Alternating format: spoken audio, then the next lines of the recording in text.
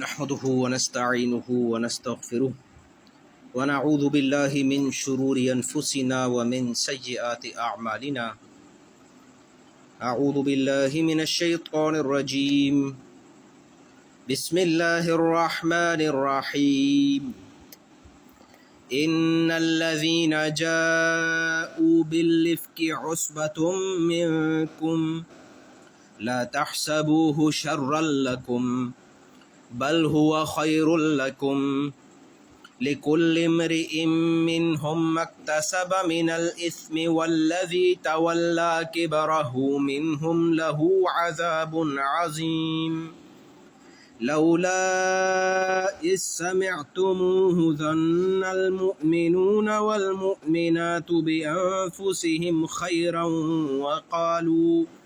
وقالوا هذا إفك مبين. لولا جاءوا عليه بأربعة شهداء فإذ لم يأتوا بالشهداء فأولئك عند الله هم الكاذبون. ولولا فضل الله عليكم ورحمته في الدنيا والآخرة لمسكم فيما أفضتم فيه عذاب عظيم. إذ تلقونه بألسنتكم وتقولون بأفواهكم ما ليس لكم به علم وتحسبونه هينا وهو عند الله عظيم. صدق الله العظيم. رب اشرح لي صدري ويسر لي أمري واحلل عقدة من لساني يفقهوا قولي. آمین یا رب العالمین. سیرت النبی صلی اللہ علیہ وسلم میں ہم 6 ہجری کی بات کر رہے تھے، جس میں غزوہ بنو مستلق ہوا تھا، جو کہ ویسے تو ایک ایسا واقعہ تھا جو روٹین کا تھا. بہت سارے اس طرح کے اور بھی غزوات ہوئے تھے، لیکن اس کے رستے میں کچھ بڑے بڑے واقعات ہوئے تھے، جس میں سے ایک واقعہ وہ ہے جو ہم نے پچھلی مرتبہ دیکھ لیا، جس کے حوالے سے سورہ منافقون نازل ہوئی، جس میں ایک مہاجر اور ایک انصاری کے حوالے سے کچھ لڑائی کا معاملہ اختلاف ہوا، اور عبداللہ بن ابی نے کچھ باتیں کہیں جس کے بارے میں سورہ منافقون نازل ہوئی. دوسرا واقعہ یہ ہے کہ اسی سفر میں رسول اللہ صلی اللہ علیہ وسلم کے ساتھ حضرت عائشہ صدیقہ رضی اللہ تعالی عنہا بھی موجود تھیں، اور رستے میں کسی پڑاؤ میں جب سب اترتے ہیں قضاء حاجت کے لیے، واش روم وغیرہ کے لیے، اور وہ کہیں جنگل بیابان کہیں دور جاتے ہیں، تو عائشہ صدیقہ رضی اللہ تعالی عنہ فرماتی ہیں کہ میں ذرا زیادہ دور چلی گئی، زیادہ آگے چلی گئی، اور ان کا پھر ہار کھو گیا. اس کو ڈھونڈتے ڈھونڈتے بھی دیر ہو گئی. جب واپس آئیں تو انہوں نے دیکھا کہ پورا قافلہ جو ہے وہاں سے روانہ ہو چکا ہے، سب جا چکے. حالانکہ اتنے سارے لوگ ہوتے ہیں، اور اسی میں حضرت عائشہ صدیقہ رضی اللہ تعالی عنہ کے ساتھ آپ صلی اللہ علیہ وسلم بھی تھے، حضرت ابو بکر بھی تھے، اور بھی اتنے سارے رشتہ دار ہوں گے. لیکن ایسا لگتا ہے کہ جیسے یہ پردے کے حوالے سے ہے یہ بات. ایک تو یہ کہ جس اونٹ پر آپ سوار ہوتی تھیں ازواج مطہرات، جب بھی آپ صلی اللہ علیہ وسلم کے ساتھ جاتی تھیں تو ان کے لیے اونٹ کے اوپر پردے کا معاملہ کیا جاتا ہے، جسے ہودج کہتے ہیں، ہم ڈولی کہتے ہیں، اور وہ ایسا ہوتا ہے کہ پتہ نہیں چلتا کہ کوئی بیٹھا ہوا بھی ہے یا نہیں. اور دوسری بات یہ ہے کہ حضرت عائشہ صدیقہ رضی اللہ تعالی عنہا کی عمر بھی بہت کم تھی، وہ ٹین ایجر تھیں اس وقت، اور ان کا کوئی وزن بھی خاص نہیں تھا. ہودج جو ہوتا ہے وہ اٹھا کے نیچے رکھا جاتا ہے، پھر وہ اس میں سے نکلتی ہیں، پھر سب دور ہو جاتے ہیں تاکہ وہ نکل جائیں، اور سب دور ہی رہتے ہیں. اور پھر جب بہت دیر ہو گئی تو انہوں نے ایزیوم کیا کہ وہ اب آ کے اندر بیٹھ چکی ہوں گی، دروازہ بند کر دیا ہوگا، اور انہوں نے اٹھا کے رکھ دیا. انہیں پتہ بھی نہیں چلا کہ یہ اس میں کوئی ہے بھی یا نہیں. یعنی اس قدر کم بات چیت غیر محرم سے، اور اس قدر پردے کا معاملہ لگتا ہے اس پورے واقعے میں. اور یہ کہ رسول اللہ صلی اللہ علیہ وسلم کیونکہ لیڈر ہیں تو ان کو اور بہت سارے معاملات دیکھنے پڑتے ہیں اور سب سے آگے ہونا پڑتا ہے، تو آپ صلی اللہ علیہ وسلم کا بھی یہ کہ موقع نہیں ملا ہوگا. بہرحال جب حضرت عائشہ صدیقہ رضی اللہ تعالیٰ عنہ فرماتی ہیں میں واپس وہاں آئی تو سب جا چکے تھے. اب انہوں نے یہ سوچا کہ تھوڑی ہی دیر میں اندازہ ہو جائے گا کہ میں موجود نہیں ہوں، آپ صلی اللہ علیہ وسلم کوئی بات کرنے آئیں گے یا پتہ کریں گے تو پتہ چلے گا یہ تو خالی ہے.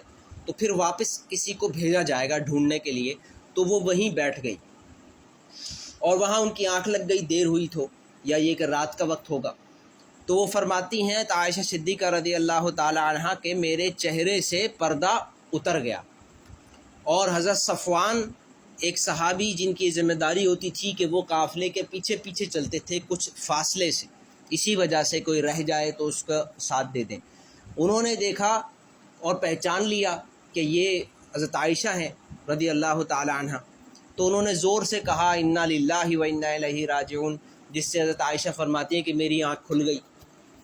اور وہ یہ بھی فرماتی ہیں حضرت عائشہ صدیقہ رضی اللہ تعالی عنہ کہ انہوں نے مجھے پہچان لیا کیونکہ پردے کے حکم نازل ہونے سے پہلے انہوں نے مجھے دیکھا ہوا تھا، حضرت صفوان نے۔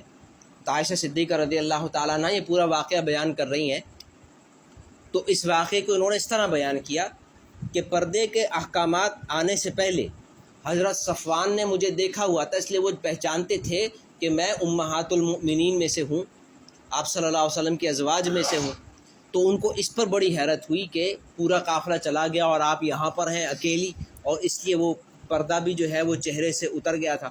تو ان کی آنکھ کھلی تو فرماتی ہیں میں نے فوراً چادر آنکھ کھلتے ہی اپنے چہرے پر ڈال لی، تو حضرت صفوان نے اپنا اونٹ لا کر آپ قریب بٹھایا اور پھر تھوڑا دور ہو گئے۔ حضرت عائشہ جب اونٹ پہ سوار ہو گئیں تو پھر حضرت صفوان آئے اونٹ کی رسی پکڑ کے اور چلنے لگے اونٹ کی رسی پکڑ کر، یہاں تک کہ قافلہ دوسری ایک جگہ پر پڑاؤ ڈالے ہوئے تھا، اور یہی ہوگا معاملہ حضرت عائشہ صدیقہ رضی اللہ تعالیٰ عنہ کے بارے میں سوال ہوگا، ڈھونڈا جا رہا ہوگا کہ یہ لوگ آ گئے، تو ان کو آتے ہوئے دیکھ لیا منافقین نے، عبداللہ بن ابی نے یہ مشہور کر دیا کہ نعوذ باللہ عائشہ رضی اللہ تعالی عنہ خود گئی ہوں گی اور کوئی مسئلہ ہے، اور اس نے اس بات کو اسکینڈلائز کر دیا، لیکن اس انداز میں کیا کہ عائشہ صدیقہ رضی اللہ تعالی عنہ کو بھی نہیں پتہ چلا، اور آپ صلی اللہ علیہ وسلم کو بھی ایسا لگتا ہے کہ اس وقت نہیں پتہ چلا۔ بہرحال یہ ایک نوٹس کر لیا کچھ لوگوں نے اور آپس میں باتیں شروع کر دی۔ جب مدینہ میں پہنچے ہیں تو جان بوجھ کر عبداللہ بن ابی نے اس بات کو پھیلایا ہے۔ ایک تو یہ ہے کہ چلو کچھ لوگوں نے دیکھ لیا، کچھ لوگوں نے سوچ لیا، کسی کے ذہن میں کوئی خیال آ گیا، لیکن اس کیس میں ایسا لگتا ہے اور اللہ نے اس کو جس طرح بیان کیا ہے وہ یہ کہ اچھا کوئی بات نہیں ہے، ایسا پہ کوئی سبیل نہیں لگی ہوئی ہے، لوگ لے لیں گے پانی، یہاں رکھ دیں۔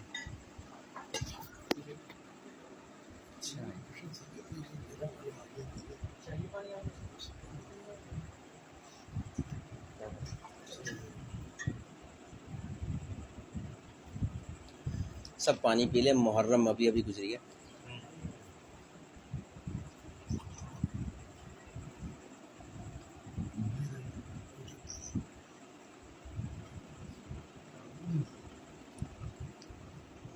آپ پئیں گے پانی پئیں گے اشرف بھائی؟ ہاں ان کو بھی پانی دے دیں، پانی دے دیں پہلے۔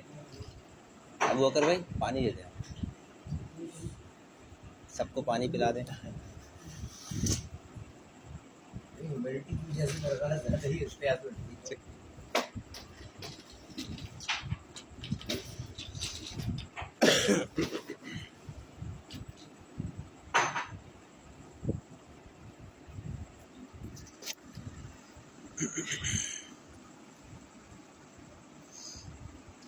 اچھا جی، بسم اللہ اول والآخرہ۔ اس میں جو اب ہم رکوع پڑھیں گے یہ ہے سورہ نور کا دوسرا رکوع۔ اس میں اللہ سبحانہ و تعالیٰ نے جس بات کو ہائی لائٹ کیا ہے اور وہ کیا ہے، وہ یہ ہے کہ کس طریقے سے رسول اللہ صلی اللہ علیہ وسلم کو تکلیف پہنچانے کے لیے عبداللہ بن ابی اور کچھ لوگوں نے ایک بات کو، جس کی اور بھی بہت ساری توجہ ہو سکتی تھی کہ کیوں حضرت عائشہ رضی اللہ تعالی عنہ قافلے کے ساتھ نہیں ہیں اور حضرت صفوان کے اونٹ پہ بیٹھ کے آ رہی ہیں، اس کے بہت ساری وجوہات ہو سکتی ہیں۔ جب بھی ہم کسی آدمی کو کوئی کام کرتے ہوئے دیکھیں تو ہمارے ذہن میں ریزن آ سکتا ہے کہ ایسا کیوں ہو رہا ہے، اس کا اچھا ریزن بھی ہو سکتا ہے، برا ریزن بھی ہو سکتا ہے۔ تو اس کیس میں کیونکہ ہمارا فوکس ہے سیرت النبی پڑھنے کا، اور ہم نے پہلے سورہ احزاب میں دیکھا کہ کس طرح اس بات کو اللہ تعالیٰ نے ہائی لائٹ کیا کہ رسول اللہ صلی اللہ علیہ وسلم کو تکلیف پہنچانا کتنا بڑا گناہ ہے، اور پردے کے حوالے سے احکامات میں آئے۔ سورہ احزاب ہی میں پہلی مرتبہ یہ الفاظ آئے کہ ازواج مطہرات سے پردے کے پیچھے سے کوئی چیز مانگنا اگر مانگنی ہو، اور وہیں سورہ احزاب میں وہ آیت آئی کہ اے نبی آپ کہہ دیں اپنی بیویوں سے، اپنی بیٹیوں سے اور مومنین کی عورتوں سے کہ اپنے چہرے کے اوپر چادر کو لٹکا لیا کریں۔ اس کے بعد ہم نے سورہ منافقون دیکھا کہ جس میں عبداللہ بن ابی کا وہ کردار آیا، اور ایسا لگتا ہے اس کا زیادہ فوکس اس مسئلے پر تھا ڈیورنگ دا سفر۔ زیادہ مسئلہ یہ تھا کہ انہوں نے ہم سے لڑ لیا، پھر کس طرح آپ صلی اللہ علیہ وسلم نے ان کو چلوایا، اتنا زیادہ ان کو سفر کرایا کہ وہ گوسپنگ نہ کر سکیں۔ لیکن یہ بھی ایک آبزرویشن تھی جس پہ ایسا لگتا ہے کہ دوران سفر کوئی زیادہ بات نہیں ہوئی۔ حضرت عائشہ صدیقہ رضی اللہ تعالی عنہا یہ پورا واقعہ بیان کرتی ہیں کہ جو صحیح بخاری میں اور مختلف احادیث میں ریکارڈ ہوا ہے، اور وہ کس طرح بیان کرتی ہیں کہ بس یہ ایک ایونٹ ہوا اور ہم آ گئے، قافلے سے جڑ گئے، اور پھر جا کر میں اپنے ہودج میں دوبارہ بیٹھ گئی، پھر ہم گھر پہنچ گئے اور 1 مہینہ گزر گیا، کوئی ایسی بات نہیں پتہ چلی کہ کوئی چہمے گوئیاں ہو رہی ہیں، کوئی اسکینڈل ہو رہا ہے۔ ہاں لیکن عائشہ فرماتی ہیں کہ میں نے یہ ضرور نوٹس کیا تھا کہ رسول اللہ صلی اللہ علیہ وسلم کچھ پریشان ہیں، اور آپ صلی اللہ علیہ وسلم کا میرے ساتھ رویہ بدلا ہوا ہے۔ پھر اس پہ یہ ہوا کہ کچھ عرصے کے بعد طبیعت میری کچھ خراب ہوئی، تو میں نے آپ صلی اللہ علیہ وسلم سے اجازت چاہی کہ میں اپنے امی کے ہاں ابوبکر صدیق رضی اللہ تعالی عنہ کے گھر چلے جاؤں، تو آپ صلی اللہ علیہ وسلم نے کہا ٹھیک ہے۔ یہ بھی حضرت عائشہ صدیقہ رضی اللہ تعالیٰ نے ایز اے آپ صلی اللہ علیہ وسلم کے بدلے ہوئے کردار کی مثال بیان کی کہ پہلے آپ ایسے نہیں کہتے تھے، پہلے آپ سوال پوچھتے تھے کہ کیوں، کیا ہے، کب واپس آنا ہے، کوئی مسئلہ تو نہیں ہے۔ لیکن اس مرتبہ نہ بیماری میں آپ صلی اللہ علیہ وسلم نے کوئی زیادہ باس پرس کی، نہ جب میں نے امی کے گھر جانے کا کہا تو آپ نے کچھ باس پرس کی، بس آپ نے کہا کہ ٹھیک ہے۔ تو میں اپنی امی کے ہاں چلی گئی۔ اب وہاں واش روم وغیرہ جانے کے لیے ایسے ہوتا تھا کہ شہر سے باہر ایک جگہ ہوتی تھی، تو ایک مرتبہ فرماتی ہیں کہ میں نے کہا، ایک بزرگ خاتون تھیں، ان سے ریکویسٹ کی کہ آپ میرے ساتھ چلیں وہاں تک جانے میں، تو وہ جا رہی تھی میرے ساتھ۔ ام مستح رضی اللہ تعالی عنہ یہ خاتون تھیں جو ساتھ جا رہی تھیں حضرت عائشہ کے رضی اللہ تعالی عنہ۔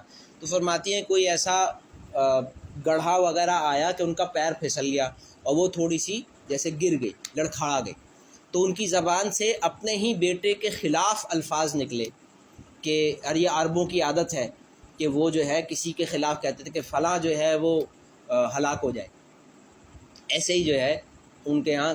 تو انہوں نے اپنے بیٹے کے بارے میں کہا کہ مستح جو ہے وہ ہلاک ہو جائے، تو اس پر کہتے ہیں مجھے بڑی حیرت ہوئی کہ آپ اپنے ہی بیٹے کے خلاف بدعا کیوں کر رہی ہیں۔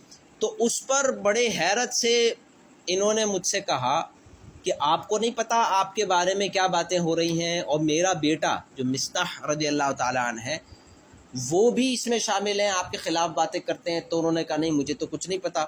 تو پھر انہوں نے بتایا کہ وہ جو واقعہ ہوا تھا 1 مہینے پہلے کہ آپ اونٹ پہ آئی تھیں حضرت صفوان کے ساتھ، اس کی چہمے گوئیاں ہو رہی ہیں پورے مدینے میں۔ تو فرماتی ہیں کہ یہ تو خبر سن کے میرے جو ہے ہوش اڑ گئے، اور پھر میں گھر پہنچی اور پھر میں روتی رہی، اور پورا دن جو ہے وہ رونے میں گزر جاتا، اور پھر میں نے اپنی والدہ سے سوال کیا تو وہ بھی خاموش، والد سے سوال کیا تو وہ بھی خاموش تھے۔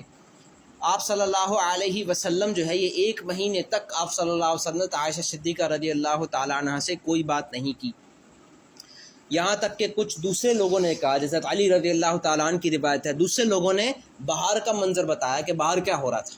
باہر یہ ہو رہا تھا کہ شروع تو یہ کیا ہے عبداللہ بن ابی نے، اور اس کو یہ جو ہم رکوع پڑھیں گے اللہ تعالیٰ نے اس کی طرف اشارہ کیا ہے کہ یہ کوئی ایسی چیز نہیں تھی جو نیچرلی ہو گئی، اس کو شروع کیا گیا، انسٹیگیٹ کیا گیا، جس کو کہتے ہیں ماچس لگائی گئی۔ تو وہ تو غلطی ہے اس آدمی کی، لیکن باقی جو پھر پھیلی ہے آگ، اس میں ان سب کی غلطی ہے جو درمیان میں آگ کو پھیلا رہے تھے۔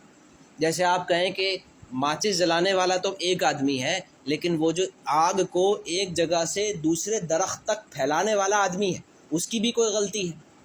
اس طریقے سے وہ سارے لوگ قصوروار ہو جاتے ہیں جو اس کو پھیلا رہے تھے۔ یہ ہے اس رکوع کا ایک لیسنز میں سے۔ تو وہاں کیا ہے، علی رضی اللہ تعالیٰ عنہ فرماتے ہیں کہ آپ صلی اللہ علیہ وسلم کو ایسے خبریں ملتی تھیں. مسئلہ یہ کہ کوئی بھی سامنے آ کے بات تو کرتا نہیں ہے. صحیح طریقہ کیا ہے، آپ کو اگر کوئی ڈاؤٹ ہے کسی کے بارے میں، آپ جائیں گے اس آدمی سے پوچھیں گے بھئی آپ نے کیا ہے.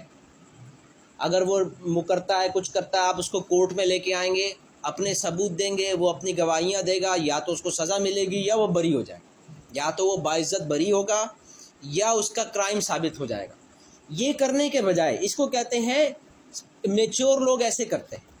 بچے کیسے کرتے ہیں، وہ صرف باتیں کرتے ہیں، اور ذرا سا سامنے آئے کہ بھائی تم نے یہ بات کہی ہے، اس کا کوئی ثبوت لے کر آؤ، تو پھر وہ کہتے ہیں کہ ٹھیک ہے ہم نہیں کرتے بات. جیسے آپ سے کوئی کہے کہ بھائی اگر آپ کو اتنی تکلیف ہے تو آپ کیس کر دیں، تو کہتے ہیں کون کیس ویس کرے گا یار، چھوڑو، کیونکہ پھر ثبوت دینا پڑے گا. باتیں کرنا بڑا آسان ہے، ثابت کرنے کے لیے محنت کرنی پڑتی ہے. یہ بھی اس رکوع کا ٹاپک ہے کہ ثابت کیوں نہیں کیا. 4 گواہ لے آتے. اللہ تعالیٰ بتا چکا ہے کہ اگر کسی کو کسی پہ الزام لگانا ہے تو وہ 4 گواہ لے کر آئے. اگر نہیں لے کر آتا تو پھر الزام بھی نہ لگائے، کیونکہ پھر الزام لگانے والے کو سزا دی جائے گی. یہ سورہ نساء میں آیت آ چکی تھی. سورہ نور کے پہلے رکوع میں اللہ تعالیٰ نے ذکر فرمایا ہے کہ جو آدمی کسی پہ الزام لگا کر 4 گواہ نہیں لائے تو اس الزام لگانے والے پر بھی 80 کوڑے پڑیں گے، اور جتنے یہ گواہ لایا تھا 4 سے کم، ان سب کو 80 کوڑے پڑیں گے، کیونکہ اس نے ایک مسلمان کی عزت پر حملہ کیا. آپ کہیں فلاں آدمی چور ہے، تو آپ نے اس کو چور کہا، اس کی سزا ملے گی، یا تو ثابت کرو یا سزا ملے گی. اسے کہتے ہیں حد قذف ہونا. اس بات کا بھی ذکر اللہ تعالیٰ نے اس رکوع میں فرمایا. علی رضی اللہ تعالیٰ عنہ فرماتے ہیں کہ آپ صلی اللہ علیہ وسلم کو ایسے خبریں ملتی تھیں اڑتی ہوئی، اور یہ کہ خود آپ صلی اللہ علیہ وسلم کو بھی اس کے حوالے سے دل میں کچھ شکوک و شبہات ہونا شروع ہوئے. تو آپ صلی اللہ علیہ وسلم نے ایک مرتبہ تو یہ کہا، اور پوچھتے تھے کہ آپ کی کیا رائے ہے حضرت عائشہ کے بارے میں، خاص طور پہ وہ خواتین جو بزرگ خواتین ہوتی ہیں جن کا آنا جانا رہتا ہے آپ صلی اللہ علیہ وسلم کے گھروں پر. ان سے بھی پوچھا آپ صلی اللہ علیہ وسلم. ان سب نے حضرت عائشہ صدیقہ رضی اللہ تعالی عنہ کے کردار کی گواہی دی کہ نہیں، بہت پاک دامن ہے، ایسی کوئی چیز نہیں ہے. خود حضرت علی رضی اللہ تعالی عنہ نے بھی اسی طرح کی گواہی دی. پھر کبھی کبھی آپ صلی اللہ علیہ وسلم نے یہ بھی کہا کہ کیا تم میں سے کوئی بھی نہیں ہے جو اس آدمی سے مجھے نجات دلائے جو میری تکلیف کا باعث ہے، یعنی کہ عبداللہ بن ابی. اور جب بھی آپ صلی اللہ علیہ وسلم یہ بات کرتے تو وہ کھڑے ہو جاتے صحابہ کہ آپ ہمیں حکم دیں کہ ہم جو ہے اس کی گردن اڑا دیں. تو اس بات کو سن کے جو خزرج کے قبیلے کے لوگ ہیں، جو عبداللہ بن ابی کا قبیلہ ہے، وہ کھڑے ہو جاتے اس کو ڈیفینڈ کرنے کہ یہ تم اس لیے کہہ رہے ہو کیونکہ وہ ہمارے قبیلے کا ہے. یہ بھی ایک مسئلہ بنا ہوا تھا وہاں پر مکے میں کہ قبائلی عصبیتیں آ جاتی تھیں، اور عبداللہ بن ابی جو ہے، جیسے ہم نے پہلے دیکھا تھا کہ خزرج کے سب سے بڑے قبیلے شاخ کے سب سے بڑا سردار تھا. تو یہ بھی ایک وہاں پر مسئلہ آیا ہوا تھا. لیکن پھر اس 1 مہینے تک یہ بات اتنی پھیل چکی تھی کہ صرف منافقین ہی نہیں یہ باتیں کر رہے تھے، بلکہ مومنین بھی یہ باتیں کر رہے تھے. خود صحابہ اور صحابیات کے دل میں بھی یہ بات آئی اور انہوں نے بھی اس کو ذکر کر دیا. بعض اوقات آپ کرتے نا کہ ایسے ہی ذکر کرتے بغیر زیادہ سوچے. تو حضرت ابو ایوب انصاری رضی اللہ تعالی عنہ، ان کی اہلیہ نے ان سے کہا کہ کیا آپ نے سنا کہ لوگ ابو بکر رضی اللہ تعالی عنہ کی بیٹی کے بارے میں کیا باتیں کر رہے ہیں؟ بس اتنا کہا، کوئی الزام تو نہیں لگایا، ایسے ہی کہا کہ یہ چل رہا ہے. لیکن ظاہر سی بات ہے کہ یہ بات کرنے کا مقصد کیا ہے. تو فوراً ابو ایوب انصاری رضی اللہ تعالیٰ عنہ نے کہا کہ یہ بتاؤ کہ کیا تم ایسی کوئی حرکت کر سکتی ہو؟ تو انہوں نے کہا کہ نہیں. انسان کا اپنے بارے میں کیا خیال ہے کہ آپ کو اگر موقع ملے کوئی بڑی کرپشن کرنے کا تو آپ کیا کریں گے؟ ہر آدمی اگر اپنے آپ سے سوال کرے کہ جو الزام ہم دوسروں پہ لگا رہے ہیں کہ فلاں کرپٹ ہے، فلاں کرپٹ ہے، فلاں کرپٹ ہے، بغیر کسی ثبوت کے، ہمیں اگر یہ موقع ملے تو ہم کریں گے؟ تو انہوں نے کہا کہ نہیں. تو پھر کہا کہ جب اپنے بارے میں یہ رائے ہے تو دوسرے کے بارے میں یہ رائے کیوں ہے کہ اس نے کر لیا ہوگا؟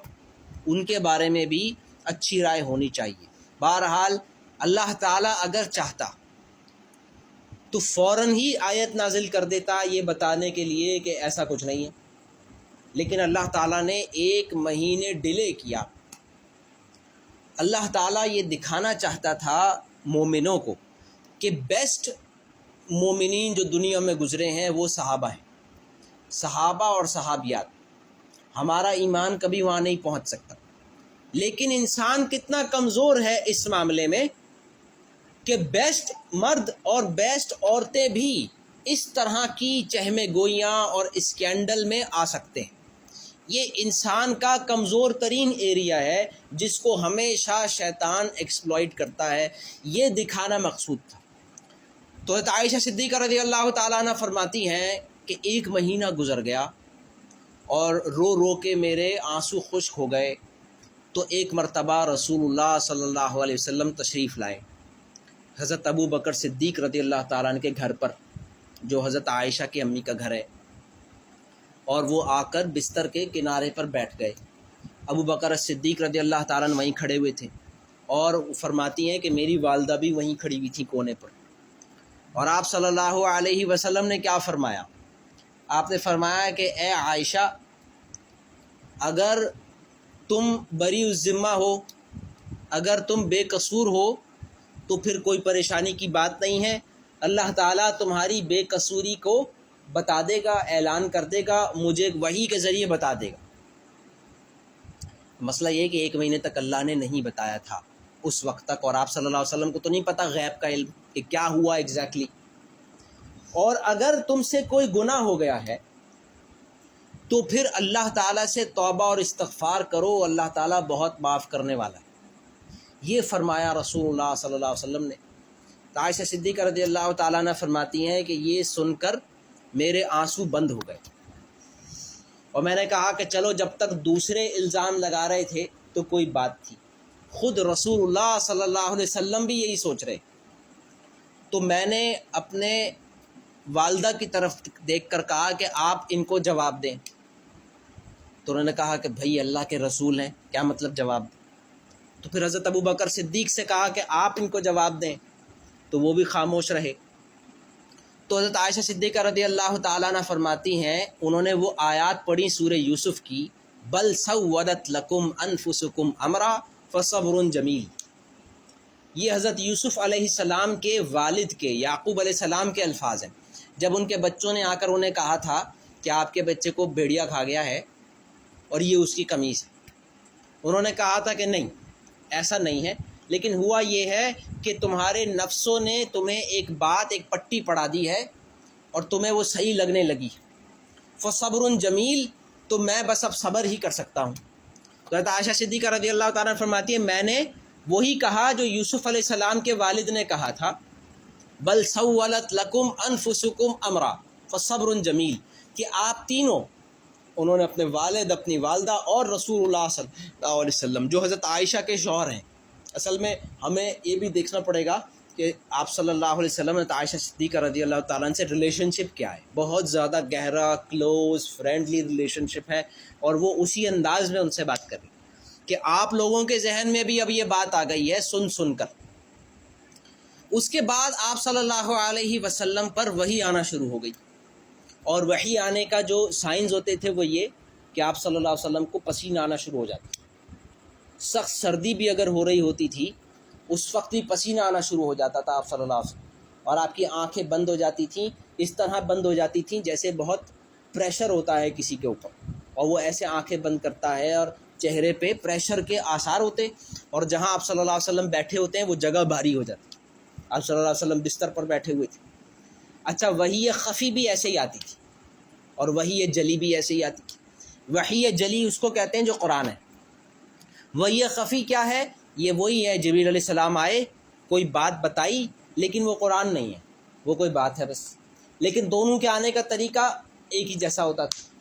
تو جب ایسا ہونا شروع ہوا تو حضرت عائشہ صدیقہ رضی اللہ تعالیٰ عنہ فرماتی ہیں کہ مجھے بہت سکون ہو گیا کہ اللہ تعالیٰ نے اب اپنے نبی کو بتا دیا ہے کہ میں بے قصور، کیونکہ انہیں تو پتہ تھا وہ بے قصور، لیکن آپ حضرت عائشہ صدیقہ رضی اللہ تعالیٰ عنہ کی والد اور والدہ پریشان ہونا شروع ہو گئے کہ پتہ نہیں کیا آ رہا ہے وحی میں۔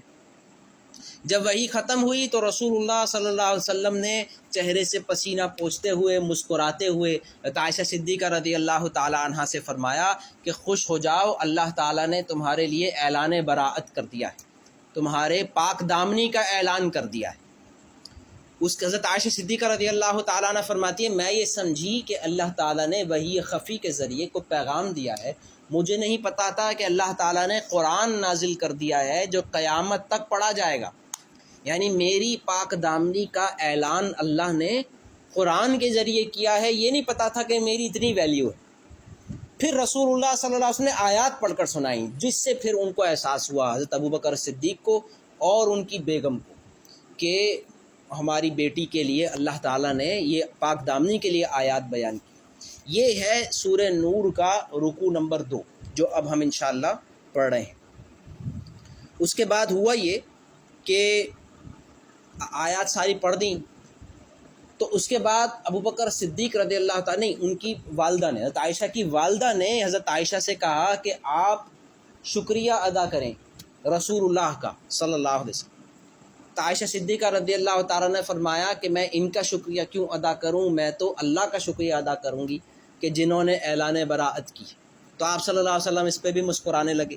پھر آپ صلی اللہ علیہ وسلم باہر گئے اور آپ نے سارے اہل ایمان کو یہ آیات پڑھ کے سنائی، اور وہ صحابہ کہ جن سے یہ غلطی ہو گئی تھی کہ وہ بھی اس میں شامل ہو گئے تھے، ان کو 80 کوڑے مارے گئے، لیکن عبداللہ بن ابی کو 80 کوڑے نہیں مارے گئے، کیونکہ وہ مومنین میں ہے ہی نہیں، اس کو مومنین میں کاؤنٹ ہی نہیں کیا گیا۔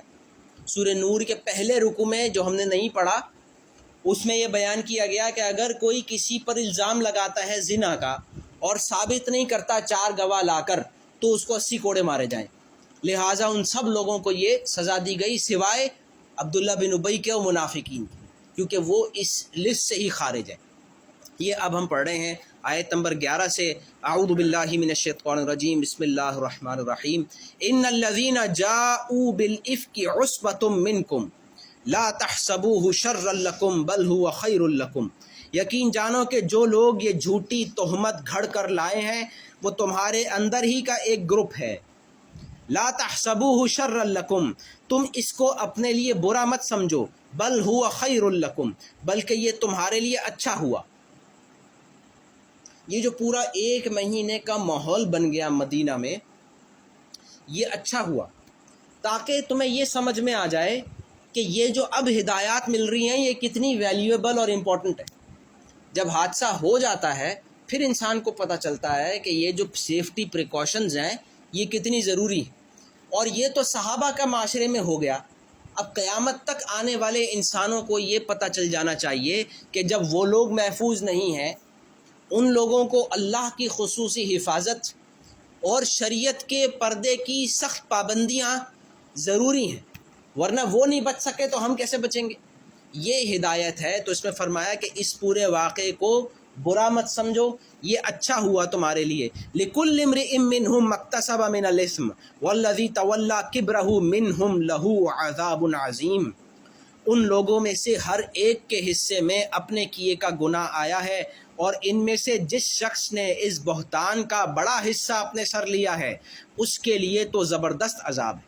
اس آیت میں اللہ نے خاص عبداللہ بن ابی کا ذکر کیا، اس لیے کیونکہ تیلی لگانے والا وہ تھا، ورنہ تو یہ بات کبھی آگے بڑھتی نہیں۔ اصل مسئلہ تو اس بنو مستلق کے قصے میں وہ جھگڑا تھا، اوس اور خزرج، انصار اور مہاجرین، اس کو تو لوگ بھول جاتے، لیکن جب وہ سبسائڈ ہو گیا، وہ بات ختم ہو گئی، سورہ منافقون نازل ہو گئی اور وہ ایکسپوز ہو گیا عبداللہ بن ابی، تو پھر اس نے بدلے کے چکر میں اور آپ صلی اللہ علیہ وسلم کو نقصان پہنچانے کے لیے لوگوں کو یہ یاد دلایا اور اس کے حوالے سے اسکینڈل بنایا۔ آگے فرمایا لولا اذ سمعتموه ظن المؤمنون والمؤمنات بانفسهم خیرا وقالوا هذا افک مبین۔ جس وقت تم لوگوں نے یہ بات سنی تھی تو ایسا کیوں نہ ہوا کہ مومن مرد بھی اور مومن عورتیں بھی اپنے بارے میں نیک گمان رکھتے اور کہہ دیتے کہ یہ کھلم کھلا جھوٹ ہے۔ یہاں اللہ تعالیٰ نے فرمایا کہ کیوں نہیں ایسا ہوا کہ سنتے ہی تم نے اپنے بارے میں اچھا گمان کیا، اپنے بارے میں کہ ہم اچھے لوگ ہیں۔ فرمایا ظن المؤمنون والمؤمنات بِأَنفُسِهِمْ خَيْرًا، اپنے باروں میں، کہ یہ ایک مدینے کا شہر ہے، یہاں سارے رسول اللہ صلی اللہ علیہ وسلم کے شاگرد رہتے ہیں، تو ہو ہی نہیں سکتا کہ ایسا کچھ ہو جائے۔ یہ ہے اپنے بارے میں اچھا سمجھنا۔ اپنے بارے میں برا سمجھنا کیا ہوتا ہے کہ ہم تو ہیں کرپٹ، ہم تو ہیں خراب لوگ، تو لازماً ساری گندگی ہوئی ہوگی، یہاں سے جو ہے وہ معاملہ خراب ہوتا ہے۔ ایک بہت مشہور فلسفی ہے میک لوہان، اور یہ جو میڈیا سائنسز ہیں اس کے کچھ بڑے مشہور لوگ، اور وہ کہتا ہے the medium is the message, یہ اس کا بڑا مشہور جملہ ہے کہ میڈیم جو ہے اس سے اتنا زیادہ فرق پڑتا ہے کہ میسج وہی بن جاتا ہے۔ یہ اس نے کہا تھا جب ٹیلی ویژن نیا ایجاد ہوا تھا، اس نے بتایا تھا ٹیلی ویژن کے کیا اثرات پڑیں گے دنیا پر۔ اب جیسے ایک معاشرہ ہے اچھا خاصا چلتا ہوا، وہاں ہر قسم کے لوگ ہیں، اچھے لوگ بھی ہیں برے لوگ بھی ہیں۔ اگر آپ کیمرہ فوکس کر دیں صرف برے لوگوں پر اور صرف یہی دکھاتے رہیں صبح سے شام تک، دیکھو اس برے کو دیکھو، پھر اس کو دیکھو، پھر اس کو دیکھو، پھر اس کو دیکھو، تو اس سے ہوگا کیا؟ آپ کو لگے گا یہی ہے سارا شہر، ہمارا ملک میں برائی ہوتی رہتی ہے بس۔ اور اگر آپ فوکس کرتے رہیں گے صرف اچھی چیزوں پر تو آپ کہیں گے یہ بڑے اچھے لوگ ہیں۔ تو ہمارے ساتھ تو الٹا ہو گیا کہ گوروں کی ساری اچھی چیزیں ہمیں یاد ہیں، وہاں پہ کس نے بلب ایجاد کیا، کہاں ٹرین ایجاد ہوئی، کہاں یہ ایجاد ہوا، کہاں وہ، یہ ہم تو اسکول میں پڑھتے ہیں۔ اور ہم کسی سے کہیں کہ یہ بتائیں کہ سلیوری دنیا میں کہاں سے آئی، یہ کالے امریکہ کیسے پہنچے، یہ کسی کو یاد بھی نہیں ہے۔ کولمبس جو ہے اس نے دریافت کیا امریکہ، یہ سب کو یاد ہے۔ بھئی دریافت کا کیا مطلب ہے؟ بھئی دریافت کیا چیز ہوتی ہے؟ آپ کہیں کہ میں نے انسان دریافت کر لیے، تو اس کا مطلب آپ انہیں انسان ہی نہیں سمجھتے۔ جب وہ وہاں پہنچا تھا جس کو یہ آج امریکہ کہتے ہیں، اس وقت انڈیا کہتے تھے، تو وہاں جو لوگ رہتے تھے انہیں ریڈ انڈینز کہتے تھے۔ وہ سب مر گئے، وہ سب وہاں رہتے تھے، وہ کچھ انسان تھے۔ انسانوں کو دریافت کرنے کا مطلب کیا ہے؟ اس کی تو اتنا انہوں نے خود اس کو اتنا ایکسپوز کر دیا ہے امریکنز خود نے، کہ وہ کولمبس کو کوئی اچھا آدمی نہیں سمجھتے۔ بھائی وہ گیا وہاں پہ اور وہاں کے جو لوگ تھے انہوں نے ویلکم کیا، ہمارا مہمان ہے۔ انہوں نے کیا کیا؟ اور مہمان بلائے، پھر اور مہمان بلائے جس بندوقوں کے ساتھ، پھر اور مہمان بندوقوں کے ساتھ، پھر اور مہمان۔ کچھ عرصے کے بعد کا بس اب ہم بہت زیادہ ہو گئے، اب آپ لوگ چلے جائیں، یہ زمین ہماری ہے۔ تو انہوں نے کہا کہ یہ کیا بات ہوئی؟ تو انہوں نے لڑنے کی کوشش کی۔ لڑنے کے لیے ان کے پاس کیا تھا؟ تیریں تھی، نیزے تھے۔ تو انہوں نے کہا کہ دیکھو یہ جنگلی لوگ ہمیں مارنا چاہ رہے ہیں۔ یہ ان کے کاؤ بوائے کی سٹوری، یہ جو کاؤ بوائے کا سٹائل ہے وہ کیا ہے کہ ایک آدمی گھوڑے پر بندوق کے ساتھ ہے اور اس کے اوپر جنگلی لوگ جو ہیں تیروں سے حملے کر رہے ہیں۔ یہ ہر کارٹون میں بچوں کو دکھایا جاتا ہے، اس پہ کتنی فلمیں بنی ہیں۔ ہیرو کون ہے؟ بندوق والا، اور ولن کون ہے؟ یہ سارے جنگلی لوگ۔ حالانکہ ریالٹی کیا ہے؟ یہ رہ رہے تھے، آپ آئے باہر سے جھوٹ بول کے کہ نہیں بس ہم مہمان ہیں۔ پہلے تو انہوں نے ویلکم کیا، ان کو نہیں پتا تھا کہ آپ کتنے جھوٹے آدمی، پھر آپ نے سارا قبضہ کر لیا۔ اور وہ سب گئے کہاں آج؟ وہ سب مر گئے، ختم ہو گئے۔ اسی طرح آسٹریلیا میں بھی ہوا۔ تو سوال یہ ہے کہ جتنی اچھی چیزیں تھیں اس پہ کیمرہ کر کے بچوں کو پڑھائیں اسکول میں، اور اپنی جتنی خراب چیزیں تھیں وہ ساری ایک طرف جمع کر لیں۔ جیسے آپ کہیں کہ بھائی ہماری یہ جو انڈیا اور انڈس ویلی کی جو اتنی بڑی تاریخ ہے، اس کے کوئی بڑے لوگوں کے نام بتائیں، تو بڑی مشکل سے کوئی 2-4 نام نکلیں گے۔ لیکن آپ پوچھ لیں بھائی یورپ کے بڑے لوگوں کے نام بتائیں، تو 25-30 تو ہر بندے کو یاد ہے، کیونکہ ان کی کتابیں بھی ہم نے پڑھ رکھی ہیں۔ تو ہمیں نہ اپنی زبانیں آتی ہیں، سارے شاعر ظاہر سی بات ہے اردو میں شاعری کریں گے، پنجابی میں شاعری کریں گے۔ جتنے بھی فلسفی تھے وہ اپنی زبان میں فلسفہ انہوں نے لکھ لیا اور مر گئے پھر، اور ہمیں اب وہ زبانیں نہیں آتی، ہمیں آتی ہے انگلش۔ تو ہمیں ساری انگلش چیزیں پتہ ہیں، پھر ہم نے کبھی اپنے لوگوں کو جانا ہی نہیں، تو ہمیں لگتا ہے ہمارے یہاں کوئی بڑا آدمی پیدا ہی نہیں ہوا کبھی۔ تو یہ ہوتا ہے فوکس کرنے سے۔ تو یہ جو بات ہو رہی تھی کہ the medium is the message, ایک مرتبہ یہ جو ٹی وی آ گیا جب دنیا میں اور سب لوگوں نے ٹی وی اتنا لارج سکیل دیکھنا شروع کر دیا، تو اس نے کہا تھا کہ یہ دنیا کو بدل دے گا۔ اب آپ جہاں کیمرہ لگائیں گے لوگوں کے لیے بس وہی ریالٹی ہے۔ بہرحال یہاں یہ بات ہو رہی تھی کہ جب تم نے پہلی مرتبہ یہ بات سنی تو کیوں نہ ایسا ہوا کہ مومن مردوں اور مومن عورتوں نے اپنے بارے میں اچھا گمان کیا، بِأَنفُسِهِمْ خَيْرًا وَقَالُوا هَذَا إِفْكٌ مُبِينٌ، اور کیوں نے یہ کہا کہ یہ تو کھلا بہتان ہے، افک مبین، کھلا بہتان۔ اب دو باتیں ہیں نا، آپ سے میں یہ کہوں اگر کہ فلاں آدمی ہے وہ بہت بڑا چور ہے، تو آپ بولیں گے اچھا اور بتاؤ، تو یہ غلط رویہ ہے، آپ کو یہ بولنا چاہیے، ہو ہی نہیں سکتا۔ ہر آدمی اچھا ہے جب تک اس کا جھوٹ اور غلط ہونا ثابت نہ ہو جائے۔ یہ ہے ہمارا رویہ مومنین کے لیے، جو اللہ تعالیٰ نے یہاں بتایا۔ اتنی مشکل باتیں لگتی ہیں ہمیں، یہ ہم سے تو یہ ہوتا ہی نہیں۔ اس کو کہتے ہیں حسن ظن، کسی کے بارے میں اچھا گمان کرنا۔ اللہ نے فرمایا لولا جاءوا علیہ باربعۃ شہداء، وہ بہتان لگانے والے اس بات پر 4 گواہ کیوں نہیں لے آئے؟ فَإِذْ لَمْ يَأْتُوا بِالشُّهَدَاءِ فَأُولَٰئِكَ عِندَ اللَّهِ هُمُ الْكَاذِبُونَ، اب جب کہ وہ گواہ نہیں لائے تو اللہ کے نزدیک وہی جھوٹے ہیں۔ یہاں پہ یہ بات فرمائی کہ 4 گواہ نہیں لائے تو اب وہی جھوٹے ہیں۔ یہ ہے اصول ہمارے لیے۔ انشاءاللہ ہم اس کو آج یہیں روکتے ہیں، ہم جو واقعہ ہے اس کو ہم انشاءاللہ کنٹینیو کریں گے۔ ہم نے آیت نمبر 13 تک پڑھا ہے، یہاں پہ 2 اصول آئے ہیں اب تک۔ اللہ تعالیٰ نے فرمایا کہ یہ 4 گواہ کیوں نہیں لائے؟ اگر یہ 4 گواہ نہیں لائے تو اللہ کے نزدیک یہی جھوٹے ہیں۔